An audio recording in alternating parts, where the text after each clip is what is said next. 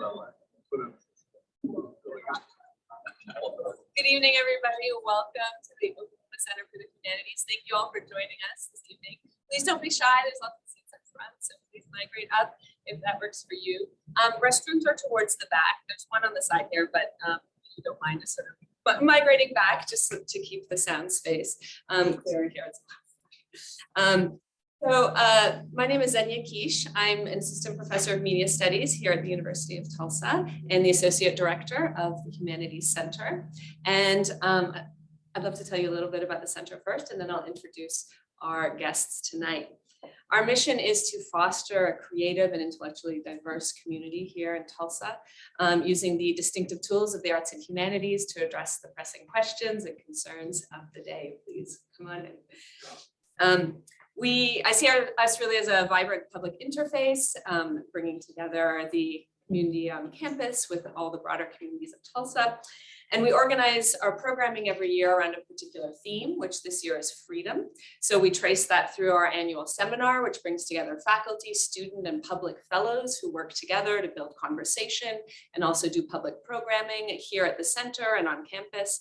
That includes talks, symposia, performances, exhibits in our gallery space, and all sorts of events. I'd love to invite you to a couple that are upcoming, but we have quite a packed calendar this spring. So please follow us on our website and on social media. We have a lot of really exciting things coming up. First up, next Tuesday, we are bringing in Russian dissident writer Maxim Osipov. He will be here giving a talk and reading, actually in conversation with our very own Boris, who's here with us tonight.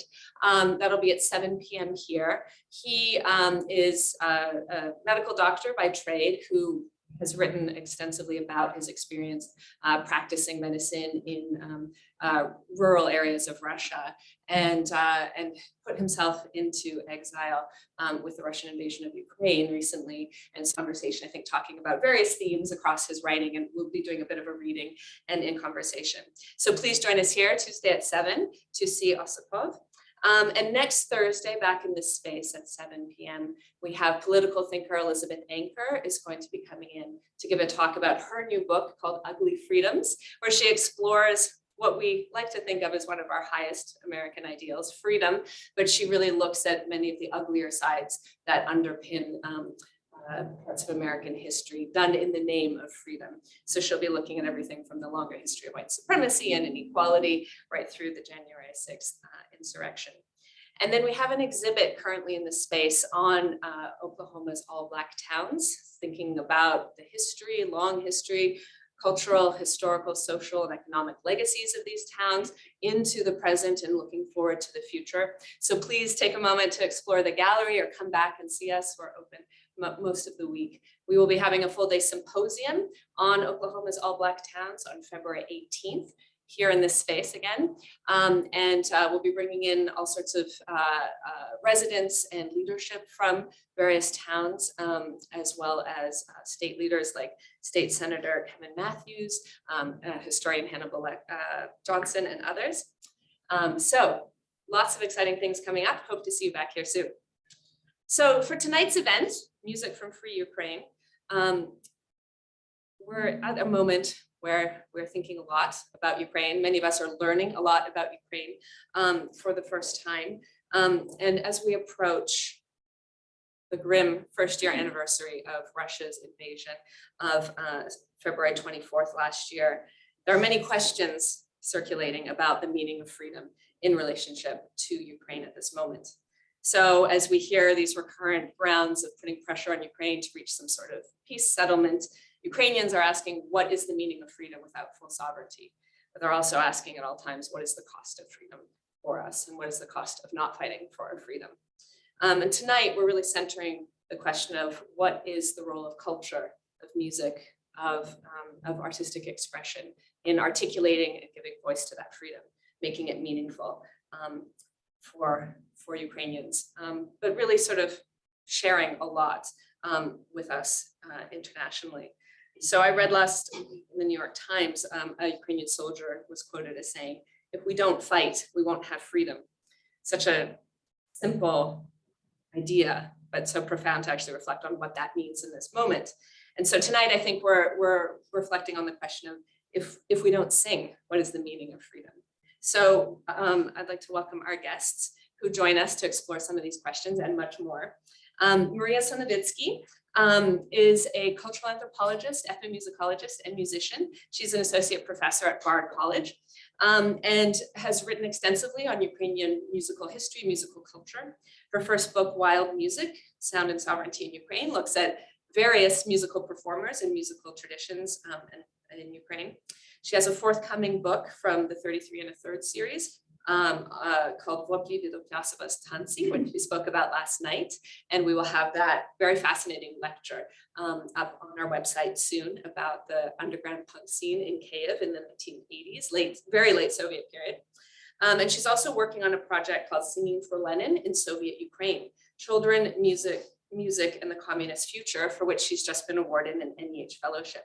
So in addition to her scholarly work, she's also worked extensively as a musician, founding and performing in such acts as Zozulka, Debutante Hour, and she has traveled and performed as backup for her husband, Franz Nicolai. Franz, who is a musician and writer based in the Hudson Valley, records solo albums under his name, as well as being a member of many musical acts, some of whom you may have heard of. He's performed or has been part of the cabaret punk orchestra, World Inferno Friendship Society, the Hold Steady, the Balkan Jazz Quartet Quignol, and he's a co-founder of the composer-performer collective Antisocial Music. He's also a very interesting writer. His first book is a travel book called The Humorless Ladies of Border Control, touring the punk underground from Belgrade to Ulaanbaatar, one of the most fascinating, entertaining travel books I've ever read, so well worth your time. And he's just published a novel called Someone Should Pay for Your Pain. He's also written essays extensively elsewhere, from the New York Times to Slate, to the LA Review of Books, and on and on. And I was just treated to the fascinating story of how these two met. Part of the very special elites of the New York accordion scene. So many interesting stories associated with this, including pranks on David Letterman involving accordions. So maybe we'll hear some of those stories tonight. But very, very, very interesting background. And then in conversation with our guest is Boris Zdralyuk, who is an associate professor of English and creative writing here at the University of Tulsa, and until very recently, the editor-in-chief of the LA Review of Books, and still deeply involved, I understand. He is a well-decorated and awarded literary translator and writer, and has published, translated, and edited numerous books, including recently My Hollywood and Other Poems. And he's the editor of 1917, Stories and Poems from the Russian Revolution. And we're very happy to have him here in Tulsa with us. So please, let us welcome our guest.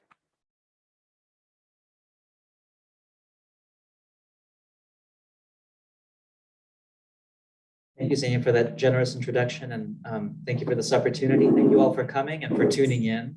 I think what I'll do is I'll first ask our guests to share a bit of their own Ukrainian journeys with us.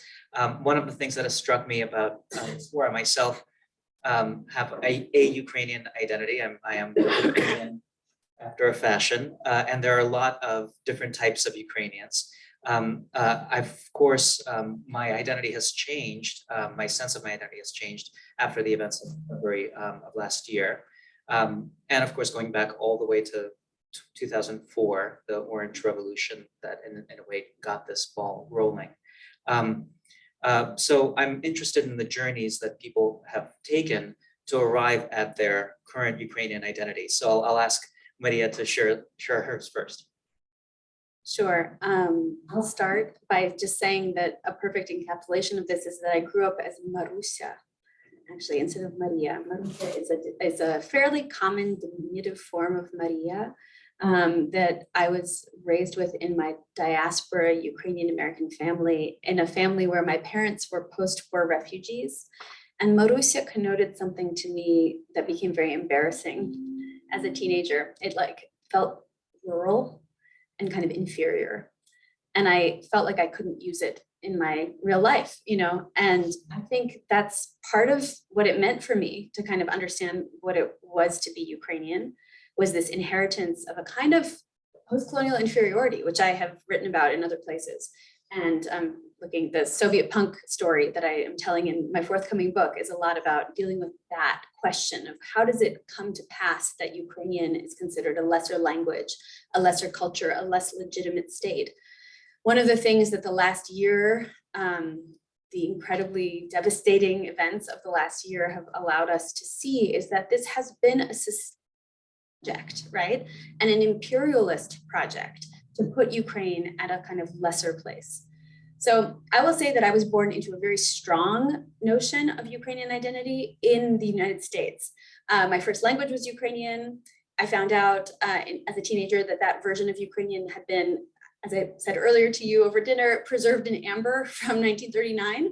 So when I started going back to Ukraine in the 1990s, people were like, I haven't heard that word since 1941, you know? And I quickly learned that the version of Ukrainianness into which I was born and raised was not exactly the same as how contemporary Ukrainians experience their identities. I'm sure I'll talk more about this, and I don't want to hog too much space here right now. I could talk for an hour about this question. But the other thing I'll say is that the version of Ukrainian identity I was born with was a highly politicized Ukrainian diaspora identity that was predicated on a particular kind of ethnic identification with Ukrainianness that I started to really want to question as I started to learn more about Ukrainian history. And one of my first big research projects was actually motivated precisely by the limits of what I understood Ukrainian to be when I started to learn the history of the Crimean Tatar population, who are the Sunni Muslim indigenous people of the Crimean Peninsula, who in my Ukrainian upbringing were not Ukrainian. They were sort of excluded from that definition. But I started to realize in post-Soviet Ukraine that these were actually champions of the Ukrainian project, and this fascinated me, and I wanted to meet them and understand how these people could kind of possess multiple identities in which you could be both Crimean Tatar and Ukrainian. And I maybe later tonight will even sing you a Crimean Tatar lullaby. Thank you very much. And so you came to Ukraine with a suitcase fully packed of identity. And discovered that you were missing some trousers and a few shirts. Franz, when you first came to Ukraine, did you come bearing a suitcase? Did you have a sense of what it meant to be Ukrainian, and did that change throughout your first experience? I didn't have a sense of what it meant to be specifically Ukrainian. I had a sense that I was in love with the Ukrainian. And then I was doing a lot of European touring at the time, and she was doing her field work over there. And so I would finish up a tour, and then I would have a month off, and I would just fly to Crimea or fly to the Carpathians and hang out with her while she was doing her work. And I was just sort of poking around inquisitively. What I was really interested in was the sort of transnational punk politics and how the sort of ideals and ethics and sort of sometimes half-formed politics of DIY and punk translated from someone who was reading about Ian Mackay in Belgrade. How does that translate, and how does that manifest? Sort of in the punk and DIY scenes that I had come up through, the politics are sort of nominal and taken on as sort of, but without being fully thought through. All those affectations. And then, for when you're 16 to 22, and then you move on to other things. And so especially when I started touring by myself, and I was booking shows through these networks, and I was trying to extend farther many familiar circuits into Eastern Europe, and then into Ukraine, and then farther, to see, for young people who have imbibed these ethics and these ideals, in situations where they can be actively involved in creating a real alternative politics. How does that manifest? Well, that's fascinating to me. And when we were talking about this conversation and taking very rudimentary notes, the one 3-letter combination that stuck out for me was do it yourself, DIY. And it occurred to me that in many ways, even the ethno-nationalist story in immigration is a kind of do-it-yourself story, because for a culture that has been for centuries threatened with extinction by an outside force, reconstructions of what it means to be Ukrainian are always do-it-yourself. So maybe you can talk a little bit about what this ethos of self-making means for Ukraine and how that is carried along by the music.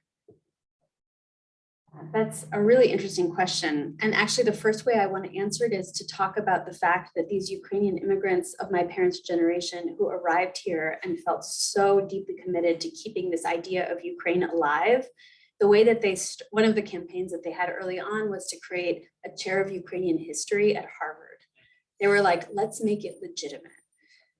Yeah, exactly. And the way they did that was by donating $25 at a time. Right, this wasn't like some Ukrainian billionaire endowed a chair. This was my mother as a single mother, right, in Virginia, sending in a check for $25 to help endow the chair. So there was a very DIY ethos there, which has now kind of blossomed into a larger infrastructure where there are Ukrainian history courses, there are Ukrainian literature courses, and Ukrainian culture courses offered at many different campuses around the United States and Canada and elsewhere. In terms of the musical culture, I mean, one of the things I find absolutely fascinating, and this is what my forthcoming book is about, is the degree to which in the late Soviet period, you have these people start to organize around a musical politics that they define as Ukrainian, even before they know what that means. And that starts to kind of infect other people because it's cool and funny. And some of you who were at the lecture that I gave last night got to see evidence of this. It's appealing, right? And other people want to take part in it. But the other thing that it is hybrid. It is linguistically hybrid. It is kind of irreverent in its politics and ambivalent to some degree. And I think that's an important thing for us to all contemplate as people who all of us possess multiple identities and multiple affiliations, and those change and shift over time. So I've been like inspired to think through the Ukrainian case, but I also think there is something more generalizable from that. And do you think you can offer us a musical example of something that carries this spirit? Interesting. Something hybrid, something.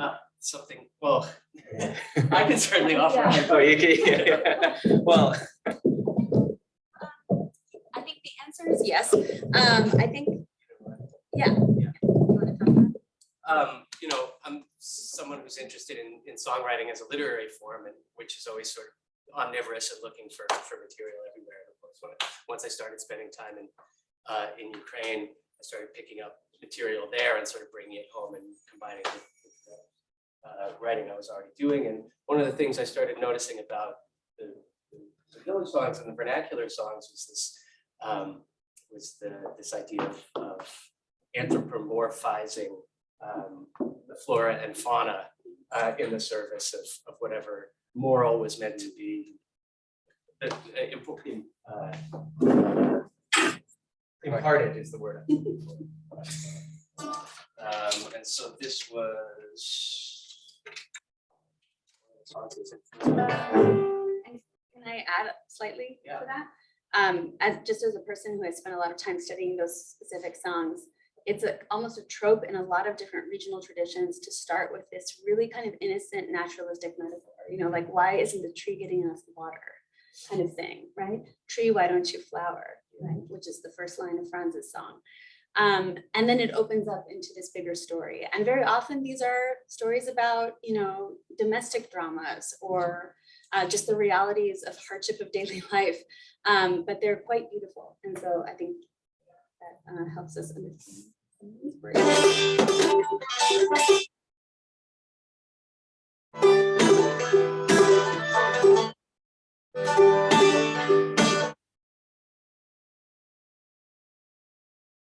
Tree, why don't you flower? Are you troubled by and anxious of the drought? How to flower, speculating how to sprout. If I flower, you noticed, and if I'm red, I will stand out. In my branches, I've no doubt. You don't know I'm here. Oh no, I'm here. You don't know I'm here. Oh no, I'm here. All the anger fades, all the sadness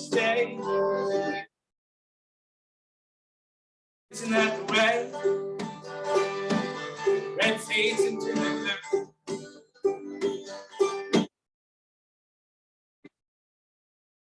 Old man too soon.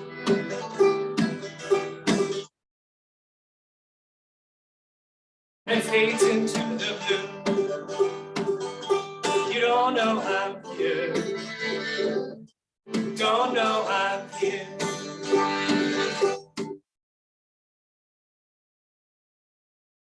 Don't know I'm here. Secrets in this house. No, it's nothing. Send a bishop, I wish that we would just pick up the phone. Wish me well, constant, as a wishing well, and if the heat doesn't get to me, coyote.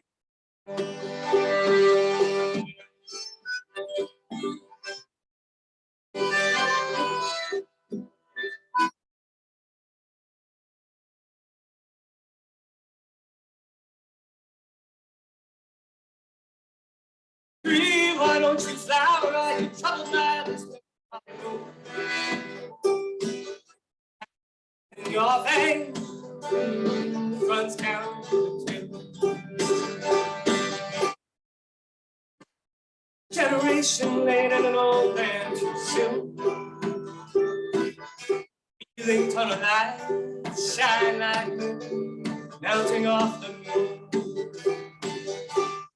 And something in the heart of Tom Paine burned for revolution. Shine like sugar, melting off the spoon. You don't know I'm here. Don't know I'm here. You don't know I'm here. Don't know I'm here. You don't know I'm here. Can't know I'm here. Yeah. Oh no, I'm here.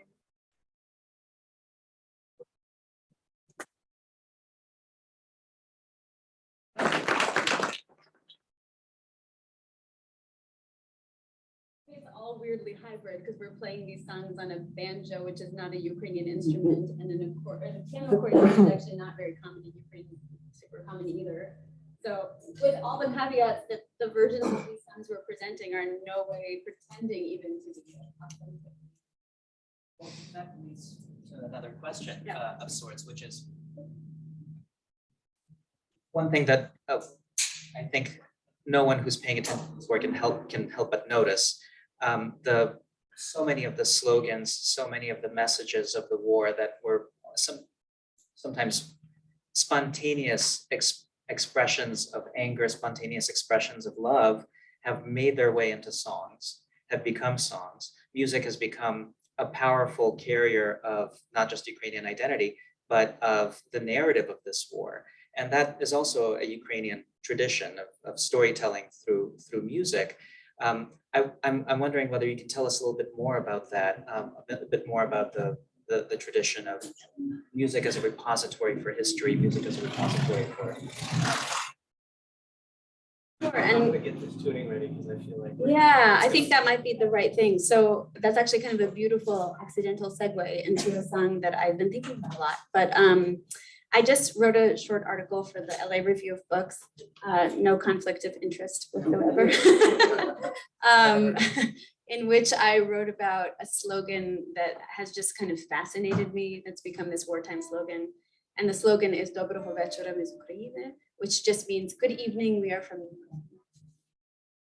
It's not exactly the kind of thing that makes you want to like wave the flag and beat your chest and right like Not even Detroit Rock City doesn't have anything. yeah, it doesn't suggest a kind of like militaristic slogan, but it is a fundamental statement that we are from Ukraine, Ukraine exists, and we are from it, right? It's almost as simple as that, and it's kind of polite, and it has its origins. Not even we are Ukrainians of a certain kind. Exactly, it sort of like diverts us from that trap of saying I am Ukrainian in some sort of authentic or essential way, It's rather just saying, we who claim it are Ukrainian.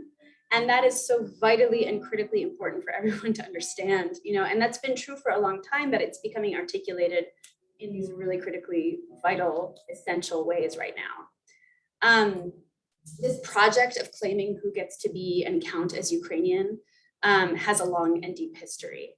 And the song that Franz is now assiduously retuning his guitar for is a song that I recorded when I was doing dissertation fieldwork in 2009 in a borderland region of Ukraine called Hutushchina in the Carpathian Mountains. And I spent a lot of time with this woman who was elderly at the time, Lucia Plitka-Surkhan, who's somewhat of a legend of Hutushchina, of this particular region, who lived through the Second World War. And she, among other things, was a self-taught musician. She passed in 2017 at the age of 96. She was a self-taught musician who played the guitar and many other instruments. And in the interview, which I listened back to last week, she explains that this is a Hutsul tuning on the guitar. It's a very non-standard kind of tuning for the guitar. And she was prolific as a songwriter. So this song is something she called Pisinka pro Wojnę, which is like a little song about war. Pisinka is a kind of genre in this part of Ukraine, but it has a diminutive attached to it. So it's almost like a little song about the war. And this is a song that is autobiographical from her perspective. As a person who lived through the Second World War, was accused of conspiring with Nazis and sent out to Siberia, to the Gulag, where she served 5 years in Kolyma and then 5 years in another camp, and then eventually was able to return to her homeland in Ukraine. So I'm going to sing this in Ukrainian. Some of the words are more in dialect, and I have to thank my friend Oksana Susak, who lives in Verkhovina, for helping me decode some of these lyrics. Because when I was thinking about this event in Tulsa, I was thinking, this song kind of leapt back into my head, and I had this memory of hearing Odosia Plitka-Surkhan sing it. So we're going to try to sing it for you. The lyrics, for those who don't speak Ukrainian, also use some of this naturalistic metaphor. There's a verse where she sees a bird sitting on the windowsill, and it triggers her thinking about her homeland. And it's a really intimate song. I'm going to sing it, hopefully, kind of quietly.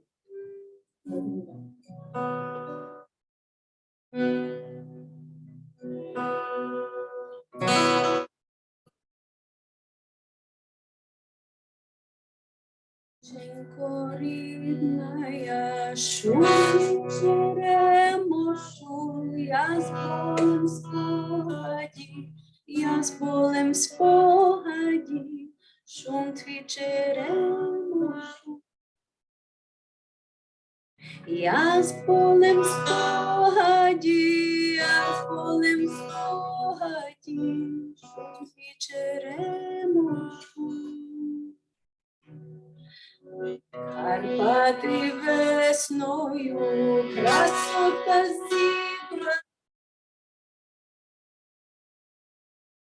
Це ж моя молодість, з мене відібрана. Ось відібрав її, що написало в 39-му війна почалася. Почалася в 39-му, а мене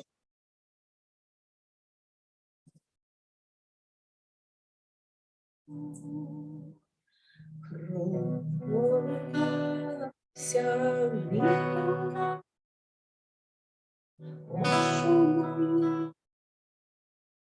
що моє житті війна покинула. Та шечка біла, сумно ще те чужі, сумно щебечучи, ще до схід сонечка. Прощай вже річенько, і десятий літ, після 10 літ, гучно поселені. Після 10 літ, 10 літ, вічно поселені.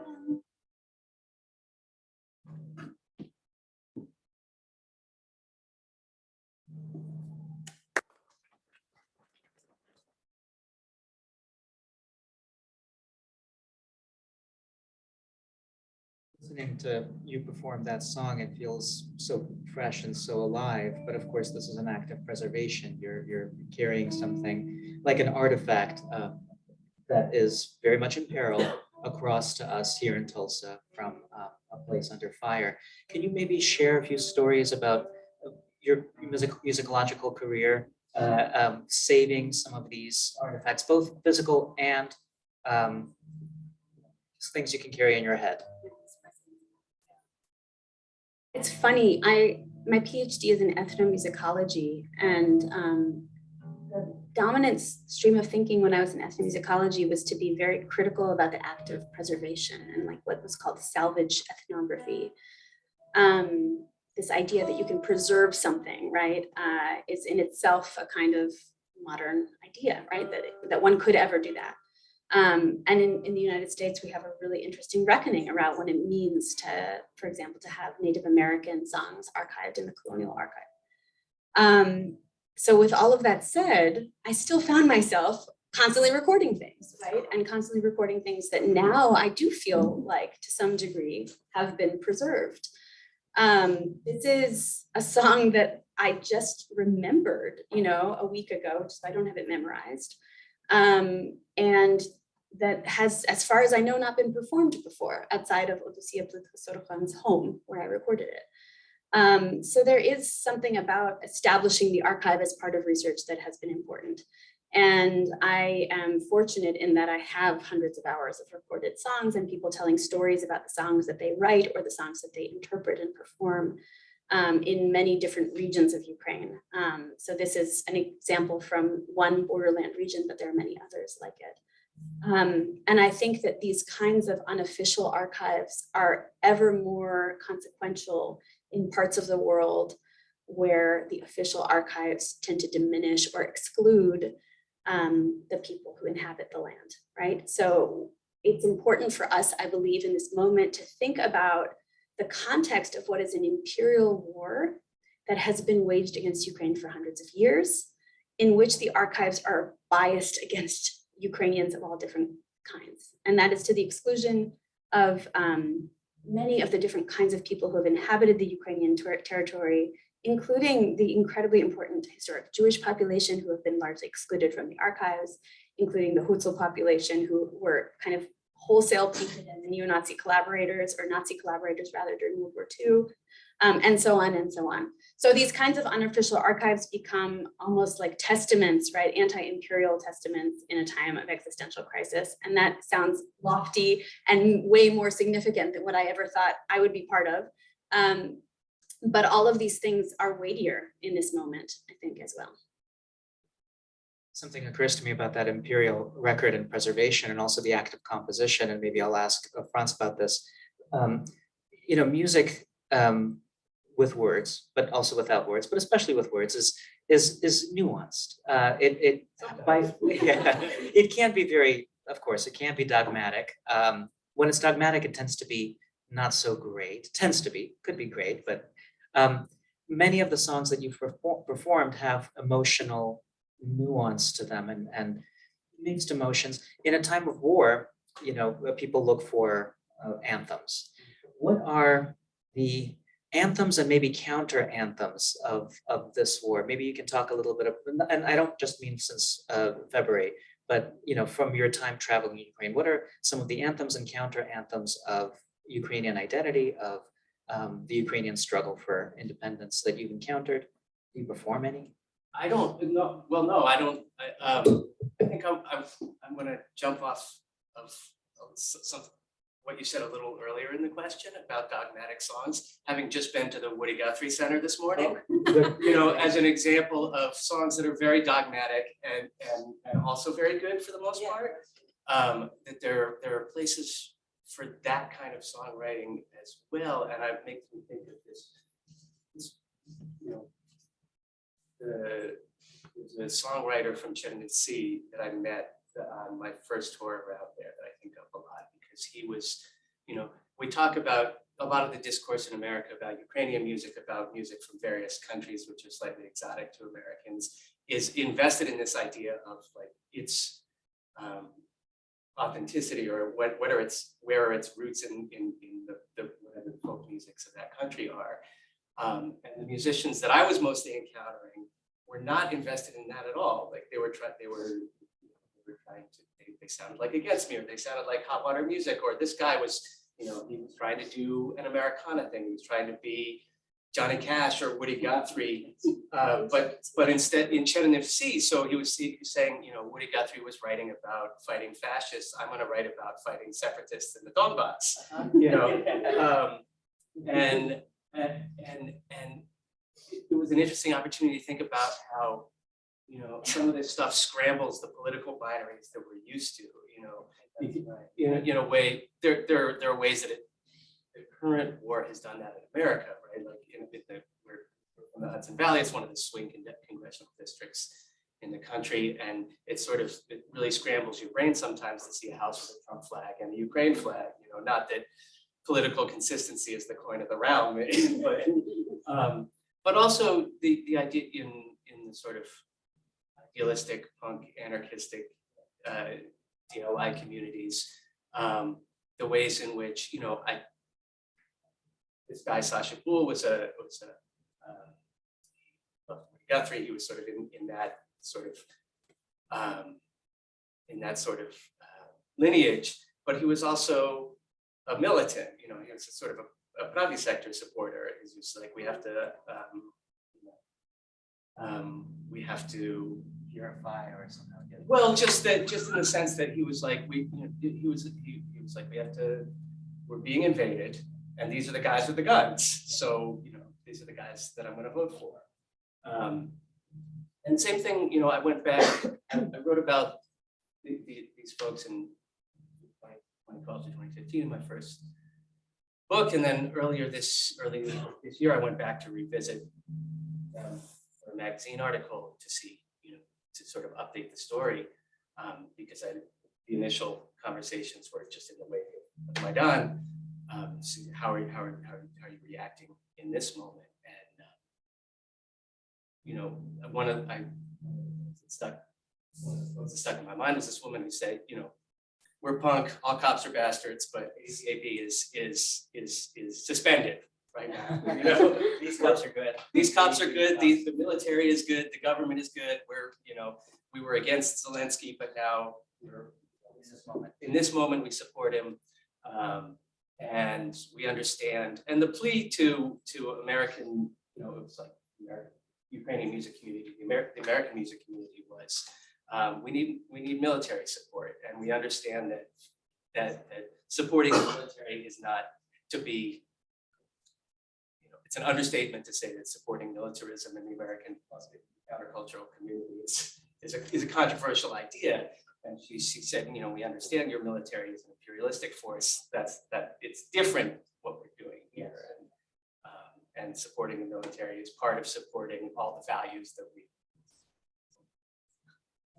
Also, what I'm thinking about is that so many of these songs that are anthems that do have, you know, more or less a crystal clear message, also carry humor and various other elements that I wouldn't say soften, but in fact make it more convincing and human. This message of the, you know, immediate need. Yeah, and humor has been a big part of, especially like the meme war. Yes. But maybe that's a cue for To Us the Beautiful. Right? I'm giving away the punchline. Well, you should. It's an anthemic song. When I'm sort of traveling around Ukraine and sort of like sniffing around for material, one of the great sort of underrated wellsprings of Ukrainian creativity is toasting. Oh, yes. And I heard this one, and he was like, "You mean these songs write themselves?" And it goes like this. To us, the beautiful, and to those who disagree, may their eyes fall out. We all want something beautiful, all want something to scream and shout about it. I got something to make you yell it loud. I only dream about the fights and the frustrations, names for the nameless, and I shame the shameless. The devil is in all the cross, edit every page, interrupts the infancy, confuse the stage like the devil's not an author who edits what is there. Comrades and charmers, nobody cares.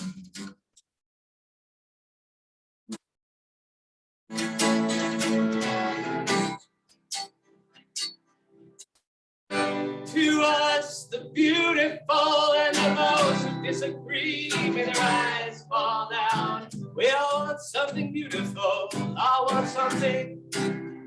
Yell to the crowd about it, I got something to make you yell it out. It's not the root of evil, it's the doubt and rot of evil. Find the true self, bring it to the surface. Gives it a name, gives it purpose.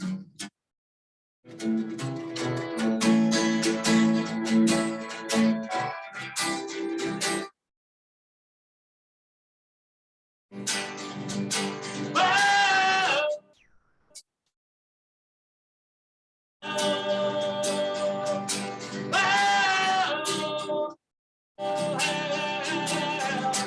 To us, the beautiful, and those who disagree, till their eyes fall out. We all want something magical, casual, sensible, tangible, actually valuable, fanatical, tragic. Just wanna be magic. We just wanna be magic.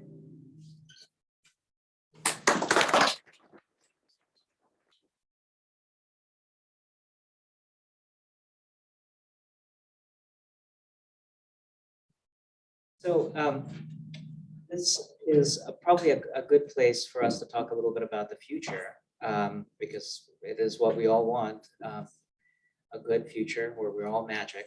What is your prediction for the musical future of Ukraine and also the multi-ethnic, multi-confessional future of Ukraine? How will these strands of identity be integrated in, we hope, a peaceful future? Big question. Yeah, it's a big question, and I'm not in the business of making predictions really, but I think one of the things that's incredibly hopeful is to just bear witness to the amount of new artwork that is emerging in this time of utter crisis.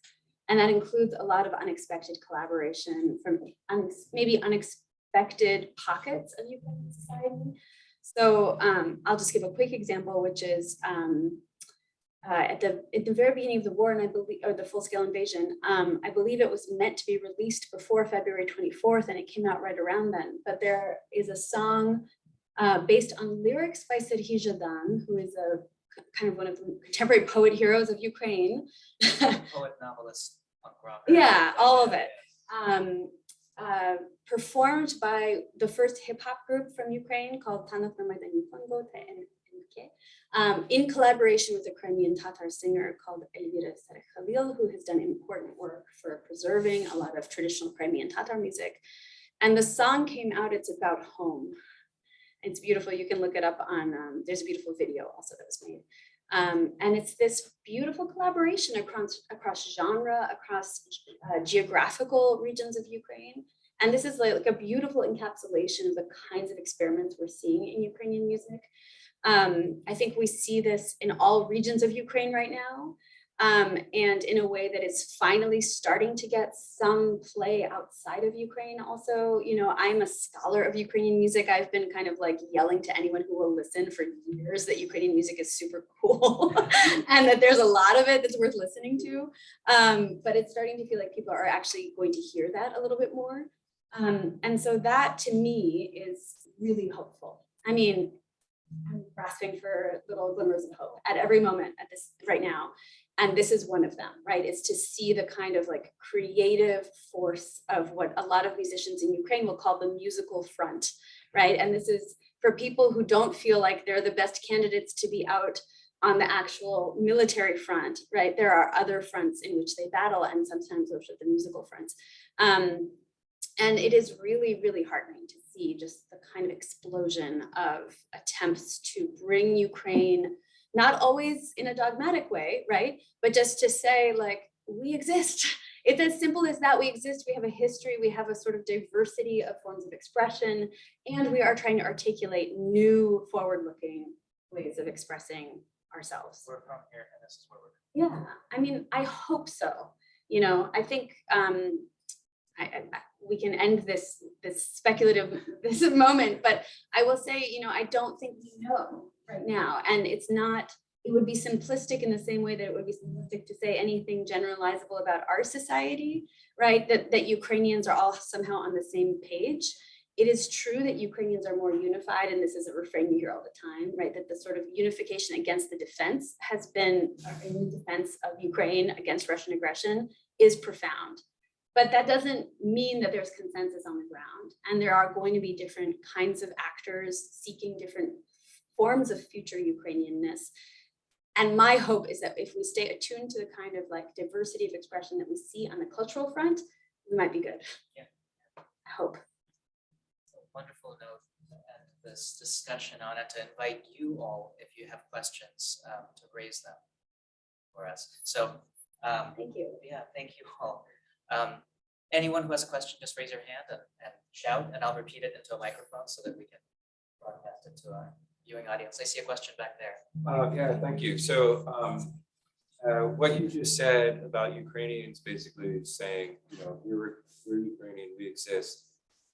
It actually reminded me a lot of what you were saying last night about Veve and the song Tansi, right? Because it's, thank you, by the way, I cannot stop. My work here is done. Well, all my friends are into it now too. So. Success. I was just really struck by the simple rebellious act, right? Of merely creating something that is sort of outside of the official culture. It's not trying to bring down the USSR necessarily. It's just saying, here we are, we're Ukrainian, we're singing weird Ukrainian language on TV in 1989. So like, I don't know, I'm just wondering what kinds of connections you might draw between that and what you're seeing now.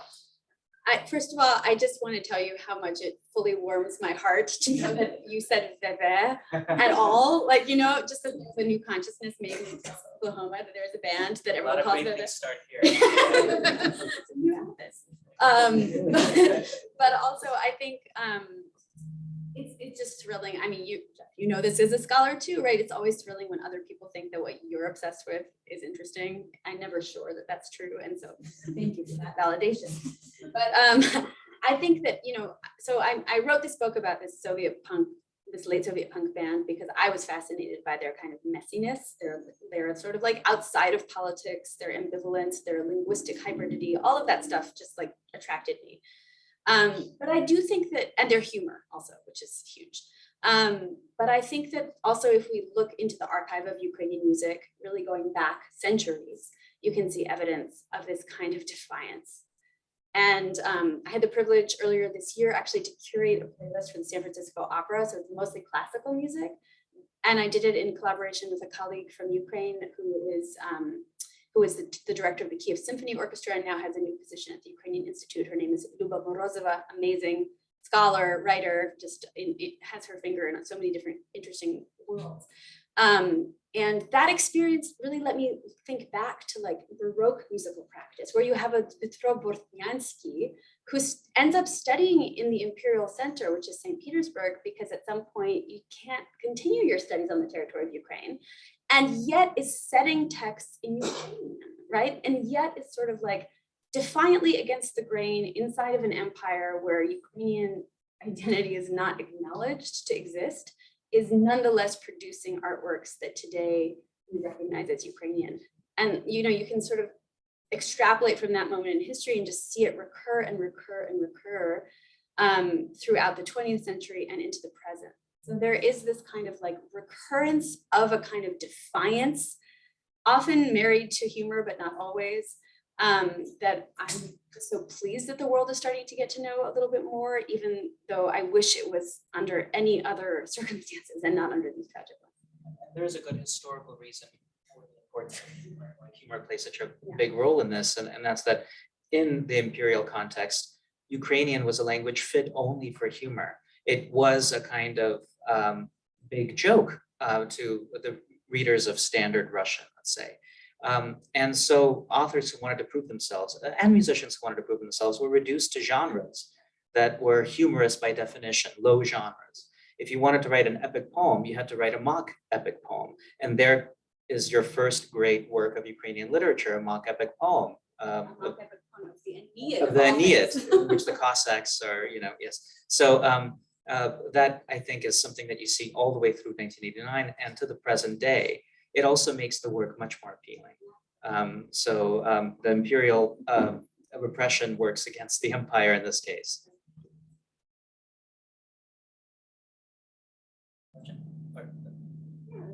There's a question back there, and then so you had a question, yes? I can go first. Yeah, sure, that's fine. It's a similar question to the one I asked last night, actually, but it's about distribution channels now. Like you talking about the new music and the collaborations and things that are coming out. Given the wartime conditions and all, like how is this work being produced and preserved and distributed, and how are people finding it? I mean, in every way that we find music. Bandcamp. Yeah, Bandcamp, SoundCloud, TikTok is huge, for Ukrainian musicians right now. Can I tell you a thing that my children were delighted by that and this is going to be like archived forever online, but I'm going to say it anyway. I've been really interested in this Ukrainian rapper whose name is Alona. She's amazing, Ukrainian rapper, and she's been collaborating closely with this other Ukrainian artist who goes by the name Jerry Heil.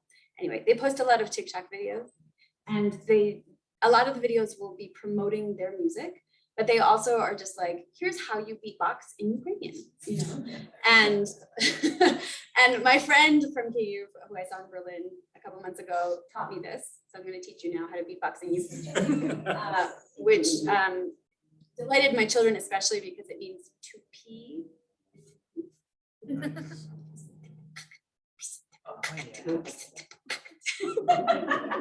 So anyway, Ukrainian, sorry, that was a bit of a tangent, but Ukrainian, yeah. And my children, so it was just a refrain in our car for weeks. But yeah.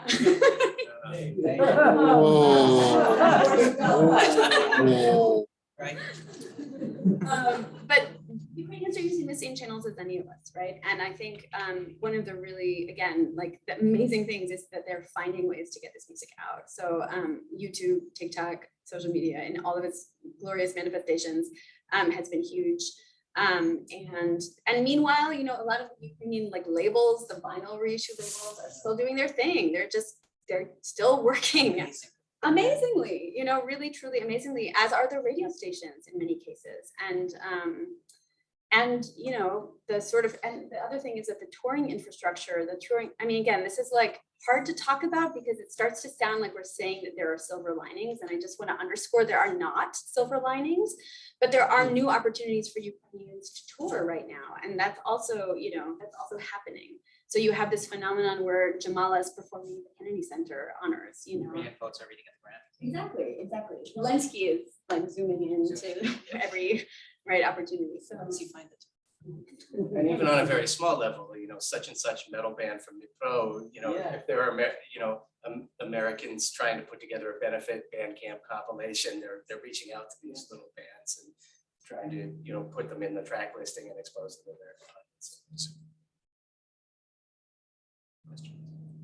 Well, I was sort of moved on now. I was just thinking when you're talking about the register of humor and how that's sort of a long-standing mode of Ukrainian expression across genres. But I mean, that also is a way of processing trauma. And that's the other side of what I imagine creative culture, music, and writing will be doing for a long time to come. Maybe it will be like a pause on not processing it for some time, but at some point thinking about the future of art and culture as a conduit for processing, for making sense of the trauma. And I just think, you know, so much Ukrainian culture is also in the key of melodrama, right? From the first line of the anthem to all of these other ways that trauma is something that people lean into, but humor is another way of sort of processing that. So it was more a comment, but really thinking about the role of both trauma and humor and also like hybridity going forward. I mean, this is one of the places that we will see healing have to take place. Very good point. There is, I mean, these were always the cliches of European. You're not laughing, you're crying. Those, you know, from one to the other in 5 seconds. Yeah. I'll just offer on that point too, because I think there is something there, right? And I was really struck in my interviews with this punk band, the characters in this punk band, and I'm thinking particularly here of something Sashkovsky, but the bass player said to me, which was that at some point in his kind of upbringing in the Ruski Mir, in the Russian world where he grew up, he just started to like detect what he felt like was kind of a conspiracy. Like anytime Ukrainian language came up, it was always the language of the glorious past, the breadbasket, the peasants, right? That anytime they studied Ukrainian literature in school, it was always really lachrymose. It was like super bummer stuff, you know? And meanwhile, like Russian language was the language of the future and hope and Soviet future. And he said he just started to think about how irony was a strategy to undercut that, right? And to sort of like undercut the colonial technologies that are telling you that like, so, you know, it's part of that interesting story of a band that we're still Russian speaking in a Russian speaking milieu, but also starting to experiment with a language that they could use the humorous resources of to, I think, in part process the trauma of recognizing themselves as a kind of colonized subject. What do you guys think of Victor Tsой's music? Do you feel that today's generation resonates with the words of that time and that era and what he's singing about? Well, you know, yes, I think a lot of the late Soviet Russian rock that was also articulated in either oblique or direct opposition to Soviet power still resonates today.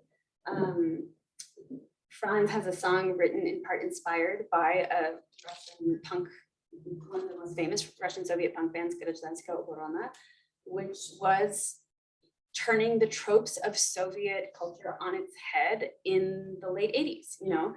And I don't want to speak to your song too much, but, you know, I do think that continues to have a resonance today. I personally wish there were more of it, you know, and that it was a little bit more prominent in the culture from the Russian perspective today. That's unfair, but I am biased towards the Ukrainian side. But I do think that a lot of that kind of like protest-laden late Soviet Russian rock also still resonates. And that would include Victor Tsoi.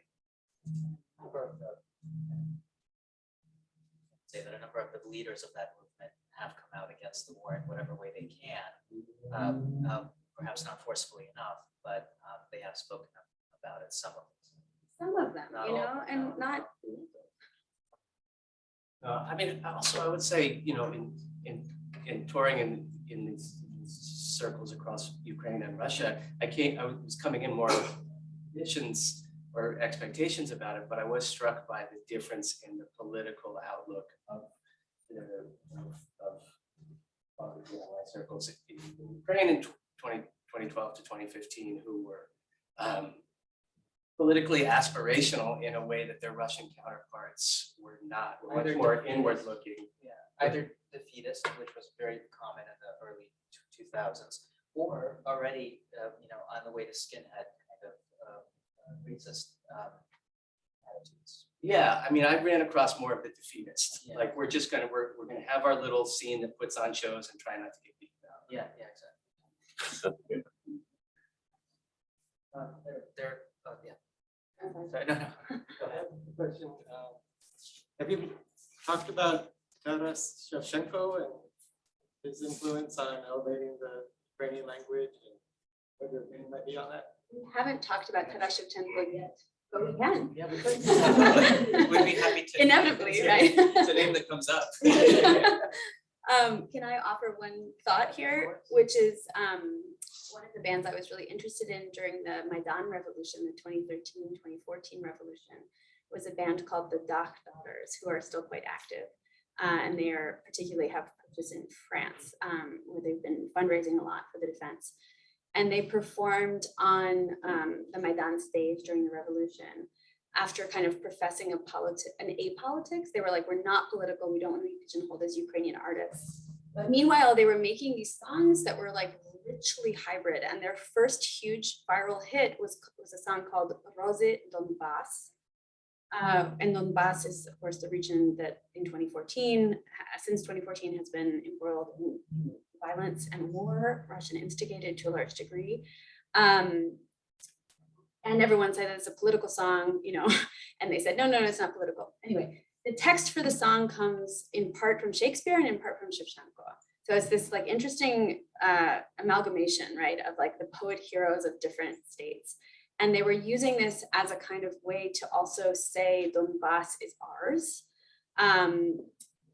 Back then, before that had begun. So the sort of like the resonance of Shevchenko into the present, for those who aren't in the know, Taras Shevchenko was a 19th century, born into serfdom, eventually freed poet who crossed the Tsar and ends up exiled in to the Imperial Army and then to hard labor, basically dies young, but touches off the kind of what maybe modern Ukrainian literature. I suddenly feel very self-conscious talking about this in front of you. No.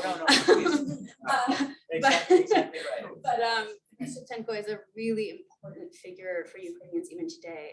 And the last thing I will say is that in the current war, one of the big memes, which I wrote about recently, was this Dobroho večera my z Ukrajiny, which means good evening, we're from Ukraine. The Ukrainian Postal Service, which is this like super hip postal service, if that Yes, isn't. it is. It sounds like a contradiction. Yeah. Also extremely effective. I just got a package in 3 days. I know, the Yeah. Posta is really figured out in the game, but they had a competition for artists to submit how this slogan, good evening, we are from Ukraine, is best represented. And there's a wonderful poster that includes all the finalists in the competition. The one that eventually won is an image of a tractor with the Ukrainian flag that says we're from Ukraine, but one of the candidates was an image of Taras Shevchenko wearing the pink bucket hat that is associated with the Kalush Orchestra who won the Eurovision Song Contest this last year. So Shevchenko also recurs in the meme, kind of like the meme sphere, did we say that? Memosphere of the current moment as well. Yeah, and I think the interesting thing about the combination of Shevchenko and Shakespeare is the absence of Pushkin. Because really, what we're seeing is a kind of battle of the titans. The imperial statues of Pushkin that were put up, not because Pushkin is a great poet, but because Pushkin is Russia's national poet, and by gum, he's going to stand here even though he never set foot here. Those statues are coming down. Meanwhile, Russian soldiers who are swarming into hamlets where there happens to be a bust of Shevchenko will shoot bullets into Shevchenko's head. So it's a war of national bards. Shevchenko is an interesting figure because he is indeed a kind of he is the negative image of Pushkin. Pushkin is a man born into the aristocracy who did sing of liberty. Sorry, yes, I should.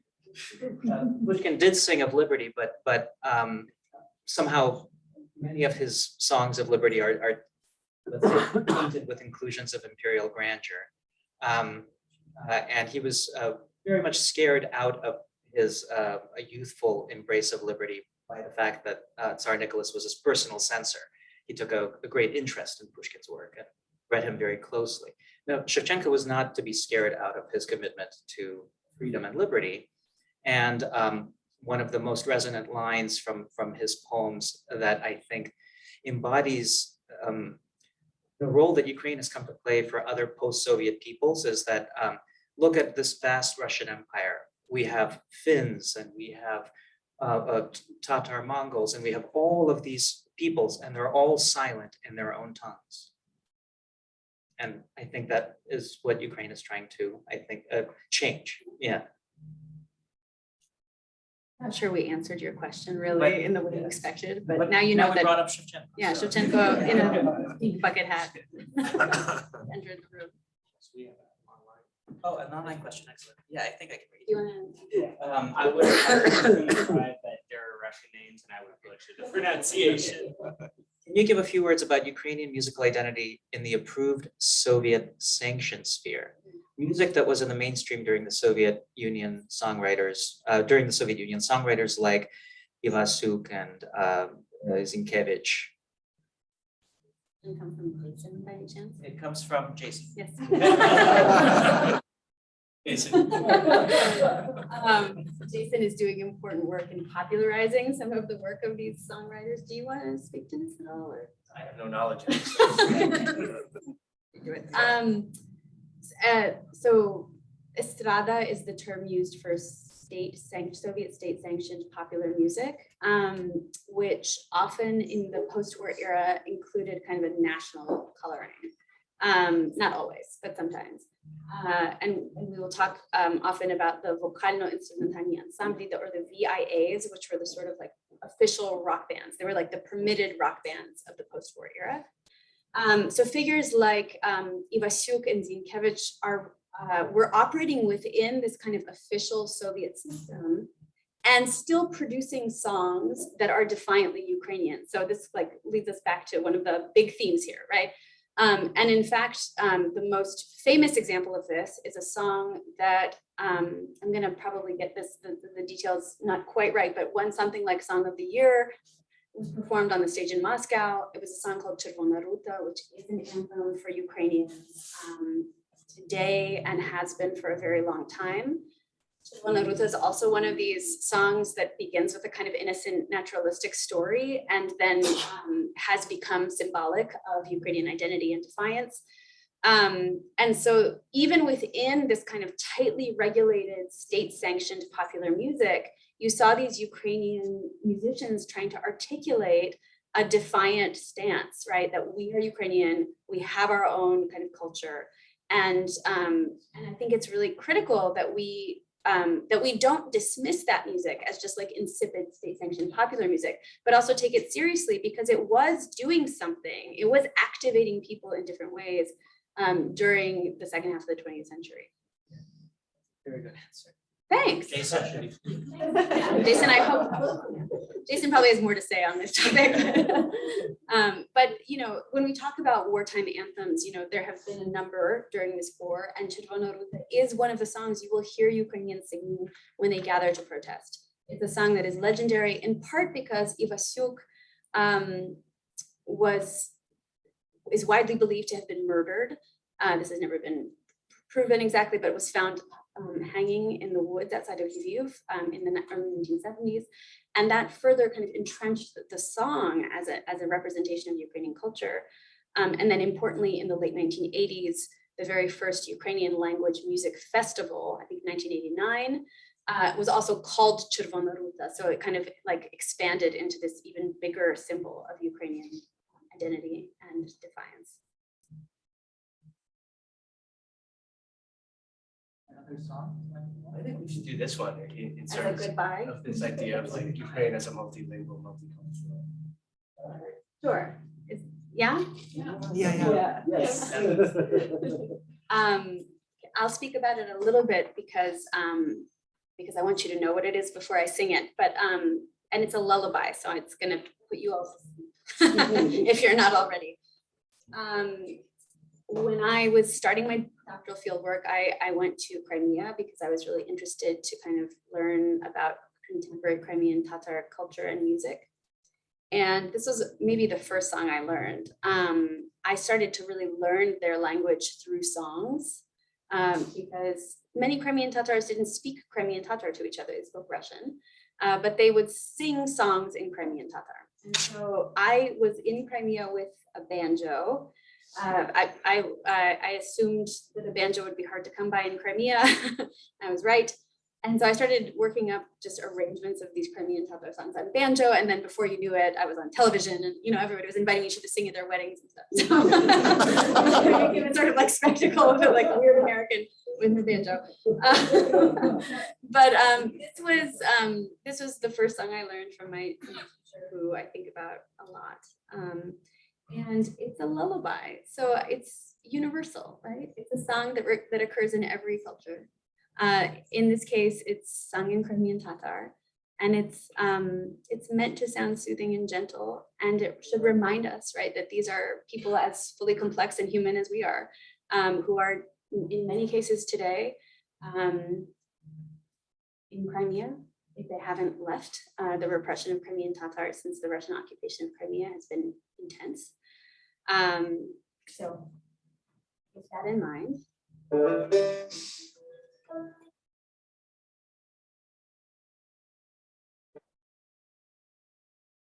Ayarı gecesinde ardam penceresin son çok uzak ben yaremle uyanır son çok ben yarem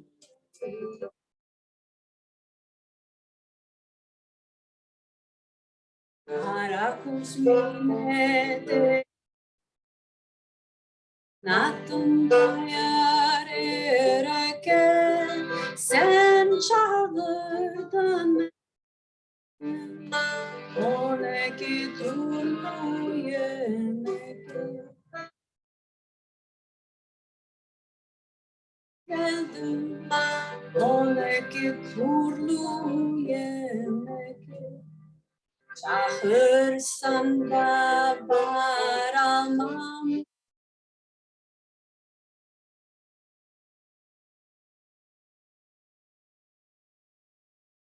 girgen son bağlasan da duramam ayarı gecesinde ardam penceresinde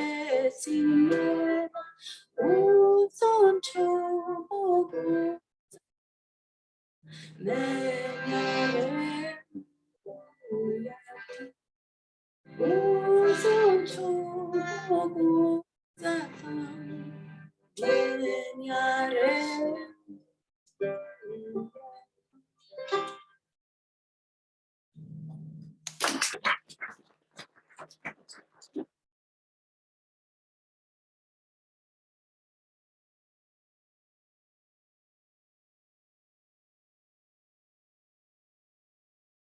Thank you, Marussia, and thank you, Franz, and thank you all for joining us.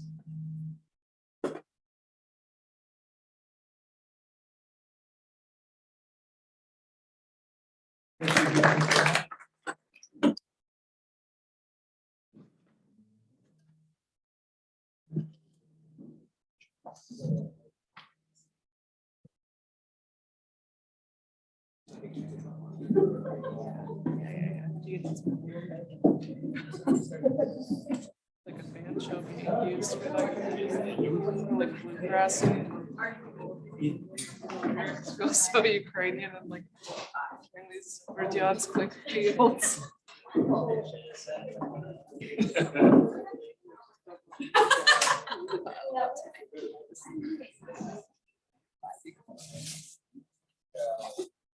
Nice.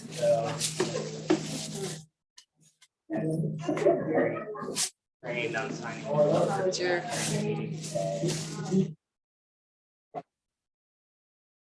Really?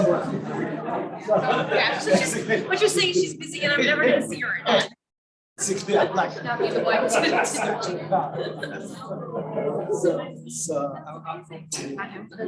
Yeah, well, we only.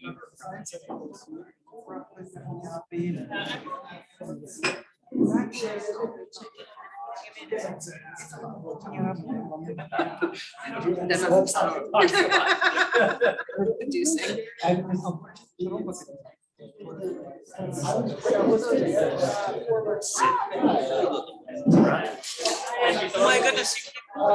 Thank you for coming. I'm sorry. That we overlapped. Write a paper.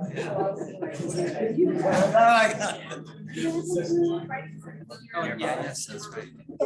And we went to see the Native American. And everything.